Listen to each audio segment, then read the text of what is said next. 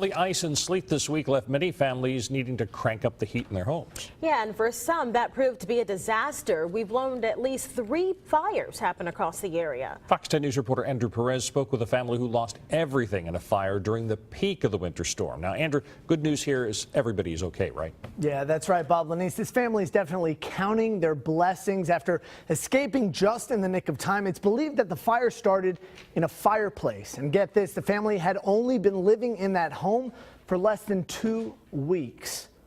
Yeah, so this is the living room where it started at. You know, the fireplace was originally right there. So Sean Moses and his family moved into this Theodore home 12 days ago. And look at it now. Nothing but ash, broken picture frames.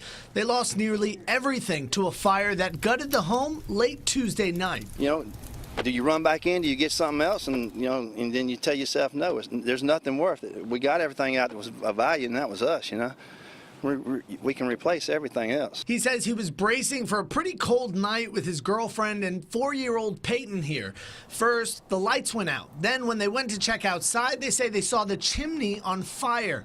The blaze was working its way indoors, so they got Peyton out and tried to fight it themselves. It fell down, the house took off, and the fire department said it took them so long to get here because of the ice conditions and stuff. And you know, it just because cars were in front of them and they couldn't get them out the way, you know. Now, you got to remember, this happened on one of the coldest nights of the year here along the Gulf Coast. We had a lot of sleet. We had a little bit of snow. So after crews were battling the fire, then to salvage stuff, the family's sitting here trying to battle some of this ice. You see how cold that is? Yeah. You know. The family returned today to salvage some of the clothes and dishes, all covered in ice still. They said Peyton was so upset. Her new hand-painted bunk bed, Christmas presents were all lost in the fire. Moses says he's not concerned, though, just eager to roll up his sleeves and start again. I mean, we basically going to just start over, you know. But everybody's healthy, so that's all that matters, you know. So we're just, you know, I'll go back to work and, you know, one day at a time.